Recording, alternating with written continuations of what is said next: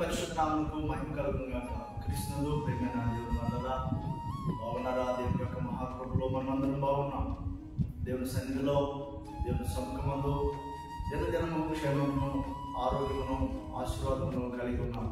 ఏమంటే అనేకులకు క్షేమం లేదండి, అనేకులకు కాపుదల లేదు, అనేకులకు నెమ్మది లేదు, మరి అనేకులకు సత్యమును గురించిన అవగాహన లేదు. ఏమండి పాపము పోగేసుకుంటూ ఉన్నారండి ప్రజలు. అనేకులు, అందరూ అని చెప్పడం కాదు కానీ అనేకులు మరి అవగాహన లేక, వారు సత్యమును గురించిన అవగాహన లేక అలా అంతలా జీవిస్తున్నారు. అలా తప్పు కదండి. దేవుడు చాలా మంచివారు. దేవుడు మనతో మాట్లాడిన ఆ కాలం ఎరిగి, దేవుడు మనం దర్శిస్తున్న ఆ కాలం ఎరిగి మన మనసు మార్చుకొని, మన ఆలోచనలు మార్చుకొని, దేవుడు మనకు తోడుగా ఉన్నాడు అనే సంగతిని అర్థం చేసుకొని, దేవుడి వైపు తిరిగి ఆయన అప్పగించుకొని ఆయనని ఆరాధిస్తున్నప్పుడు దేవుడు మేలు చేస్తారని వాక్య సారాంశమైన కీర్తనకారులు అంటారు. అయ్యా, నీ వాక్యము మరి జుట్టు తేనె దాని కంటే మధురమైనది అంటారు. నీ వాక్యం ఎంతో విలువైనది అంటారు. అవును, దేవుని మాటలో విలువైనది ప్రియ దేవుని మీద. మంచి గొప్ప మాట మీకు జ్ఞాపకం చేస్తారు ఈ దినం కూడా. మొదటి యోహాను పత్రిక 5వ అధ్యాయము 14-15 వచనాల్లో ఒక విషయాన్ని మీకు జ్ఞాపకం చేస్తాను. ఆయనను బట్టి మనకు కలిగిన ధైర్యం ఏమనగా, ఆయన చిత్తానుసారముగా మనం ఏది అడిగినను ఆయన మన మనవి ఆలకించునన్నది. మనం ఏమి అడిగినను ఆయన మన మనవి ఆలకించునని మనం ఎరిగిన ఎడల మనం ఆయనను వేడుకునేది మనకు కలిగినవని ఎరుగుదుము. ఎంత అద్భుతమైన సత్యం! మొదట దేవుని చిత్తమును ఎరిగి ఉంటుంది. ఈ దినాలలో మనము అడిగిన దానికంటే, ఊహించిన దానికంటే అత్యధికంగా చేయగలిగిన దేవుని గురించి ధ్యానిస్తున్నాం. మొదటగా దేవుని చిత్తమును గురించి ఎరిగి ఉంటాం. అంటే దేవుడికి ఏది ఇష్టం? దేవుడికి ఏది ఇష్టం? ఇప్పుడు నేను ఆరోగ్యంగా ఉండాలని దేవుడికి ఇష్టం లేదా? నేను ఆశీర్వదించబడాలని దేవుడికి ఇష్టం లేదా?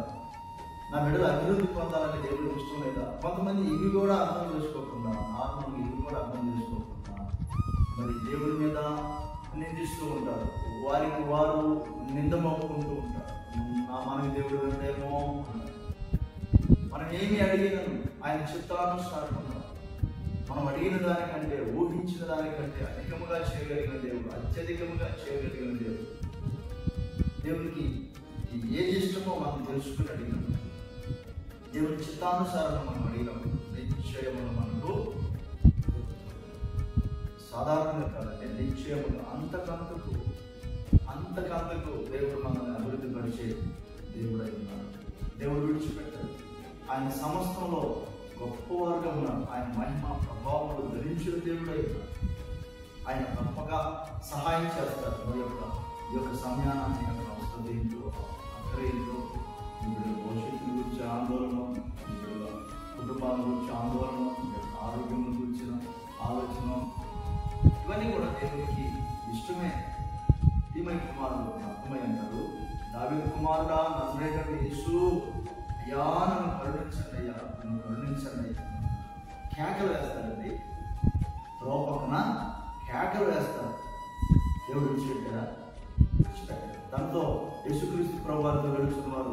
బాయ్ అరమాకు, ఎందుకంత గట్టి గట్టి వేస్తావు, ఆయన దాటి వెళ్ళేది అరమాకు అనగానే అతను ఇంకా ఎక్కువగా కేకలు వేస్తారు, ఇంకా ఎక్కువగా అరుస్తాను. అయ్యా నన్ను దాటిపోకయ్యా, నన్ను దాటిపోకయ్యా అని కేకలు వేస్తా ఉన్నప్పుడు ప్రేమ కలిగిన ప్రభు ఆగి నిలిచి అతన్ని అద్భుతం చేస్తారు, చూపించారు, అతని బ్రతుకులు వెలుగుని ఇచ్చారు. ఎంత అద్భుతమైన దేవుడు అంటే! నువ్వు ఆరాధిస్తున్న దేవుడు, నువ్వు ఆరాధిస్తున్న దేవుడు ఎంత అద్భుతమైన దేవుడు.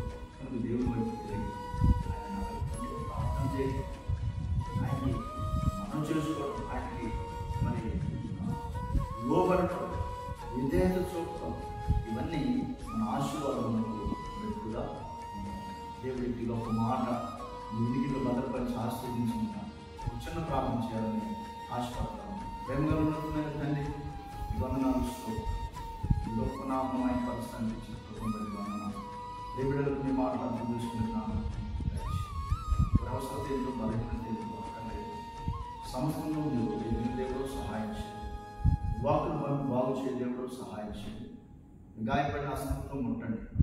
ఈ దినం నాకు అద్భుతం జరిగించండి. నజరేయుడైన యేసయ్య పరిశుద్ధ నామమున అడిగి వేడుకొనుచున్నాము తండ్రి. ఆమేన్. మన తండ్రి దేవుని ప్రేమ, మన రక్షకుడైన యేసుక్రీస్తు ప్రభువు కృప, పరిశుద్ధాత్మ దేవుని సన్నిధి సహవాసం చేయడం మనకందరూ సకల పరిశుద్ధులకు సదాకాలం తోడై నడిపించును కాక. ఆమేన్.